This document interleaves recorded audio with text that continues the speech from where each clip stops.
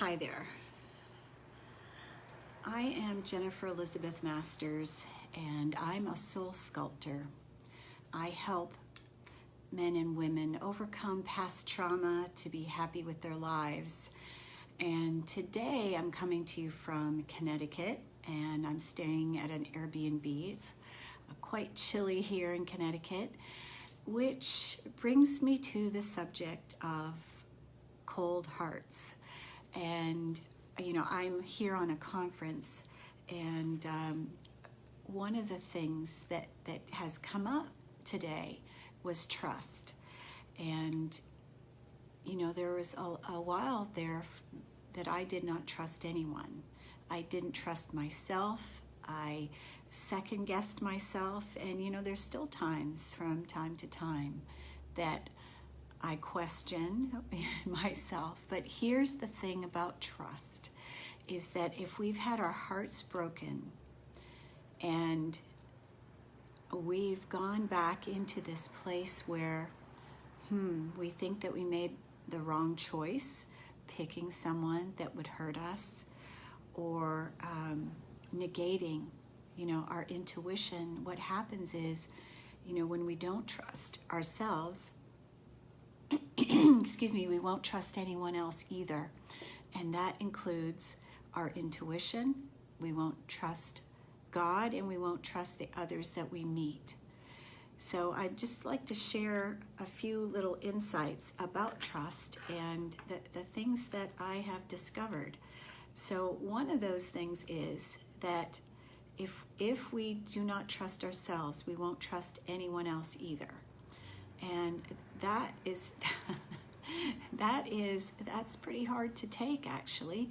So if you don't trust anyone else, that means that you are shut down. Your heart is shut down, and it stops anything good from coming to us, because we are in the state of fear, and fear blocks joy, and it blocks new experiences, and then we won't take risks either. So being able to mend that broken heart and learning to trust ourselves and allowing ourselves to take those risks, to become more vulnerable with people, where we can have those rich conversations that mean so much.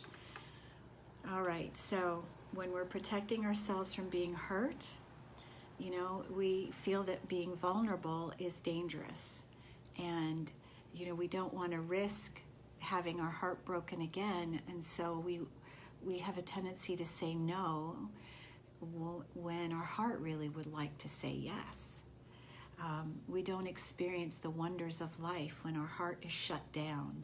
The more open that our heart is, the softer we become as well. The less judgmental we are. We move out of blame. We're also able to feel more deeply. When our heart is shut, we have a tendency to almost create this numbness. And a lot of people that come to me feel absolutely numb, and they don't know why.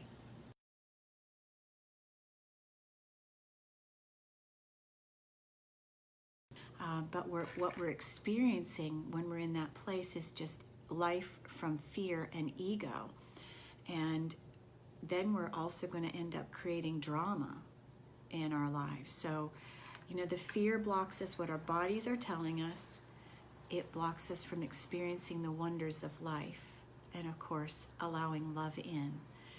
So that's one of those things that I help people do, is to learn to trust themselves again. So the other thing that we do, we have a tendency to try and control everyone, because controlling comes from this place of fear. And so it doesn't allow other people around us to be who they really are. When we're trying to control them and tell them how to live their lives, then we're not allowing them to be themselves. So controlling, like worry, is a waste of precious energy. We think we're helping others by trying to control them and steer them and tell them what to do, but actually we're not. As our teenagers grow and they become young adults, we've got to let them fly, let them make their own choices, rather than trying to make them make the right choices. There's a difference. So when we're shut down, we tend to not take action, and rather than witnessing how we're feeling in our body, feeling that gut, whether it's a drop in the stomach that is warning you, or maybe the fluttering of the heart when you meet somebody wonderful. So courage comes from this mastery over the fear, and so that we can face it, and that we can take that step towards someone and allow love in. The fear is going to continue to show up unless you master it, step into it, rather than allowing it to control your life. So we're very conditioned to doing, and unfortunately that can cause us to be in this state of busyness. And when we're in this state of busyness, we're doing things mindlessly and wasting energy, as opposed to sitting back and listening and feeling. So when we're in a state of fear, we don't sit back and listen. We're afraid to go into silence. We may be afraid to be alone with our thoughts. But there's guidance and signs that come through in that silence. So stopping and asking questions will help you, give you the answers you need. If you're able to listen, take a deep breath and just feel into what you're feeling. And so when you're able to sit in this silence and just, allowing yourself to feel, noticing how you feel in your body. Just close your eyes right now and see, how are you feeling? Take a deep breath. For a lot of people, they have a hard time just sitting still and sitting in silence. Just taking a deep breath and watching what that breath does. Just breathing in, maybe breathing in 5 seconds, breathing out for the same amount of time. Your body's going to begin to become de-stressed. And as you breathe slowly and slow your breathing down, what's interesting is that as that stress is released, your body begins to feel safe, and then it goes into a state of healing naturally. So just sitting in silence, you may not even be meditating, but listening and trusting what your body is telling you instead of ignoring what it's telling you. Take a deep breath. So when our body feels tight and stressed and we may feel anxious, we're in this tensed state as opposed to sitting down, letting the shoulders drop, breathing in, and feeling, what is my body feeling? What is it telling me? We have a tendency to ask others, what do you think I should do? What do you think I should do? Instead, ask yourself, would it be beneficial for me to attend this conference in Connecticut? Would it be beneficial for me to stay at the hotel? Or should I stay at the Airbnb? And see how it feels. I booked 3 nights in the Sheraton here in Stamford, and I felt anxious about it. And I wasn't sure why. And so a friend recommended that I stay at an Airbnb. As soon as I saw this Airbnb, I saw the room and I went, that's it. And I'm staying in this lovely place, and then my body relaxed. So we've got to trust what our body is telling us. My body was not feeling comfortable with the Sheraton.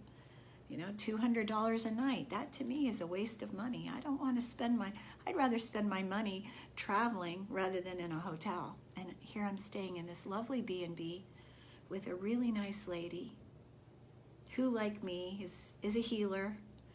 She's an ex-flight attendant. You see? Trust the body. My body was telling me there's something better there for you. So I listened. Okay. And so when we ask the questions, our body will tell us what we need. Sitting still, asking questions. Most people have so much mind chatter going on that they don't trust what they feel. And letting your imagination kind of play will help you to trust that process. So instead of that little voice that's saying, well, this is stupid, this isn't guidance, you don't get guidance. Yes, you do. Everybody does.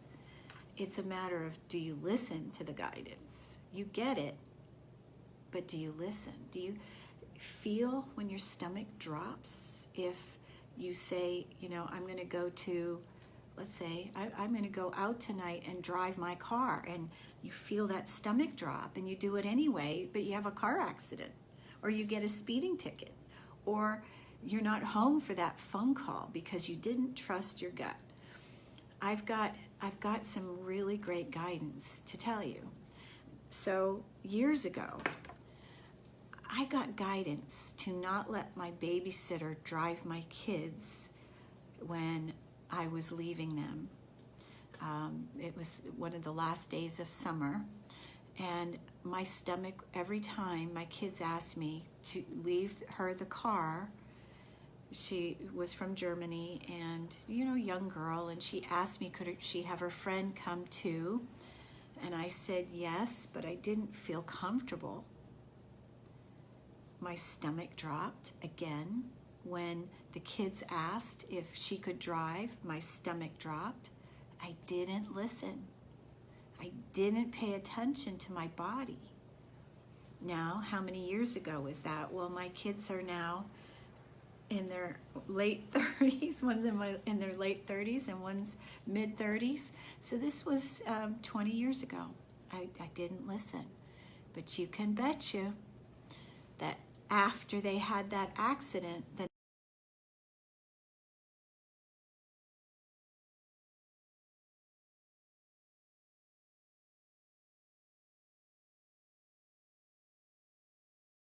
transported on backboards to the hospital and an ambulance because my babysitter had an accident. I didn't trust myself. So ever since that time, when I get guidance and my body tells me something, I listen. When you're yawning and someone's talking to you, your body's giving you guidance. Now, some people say it's releasing energy. Well, could be. Could also be you don't like what they're saying to you. And that yawning all of a sudden is that you don't like what they're saying to you, and your body's making an effort to avoid the conversation. So stomach gurgling when somebody's talking to you, that means something too. These messages that you're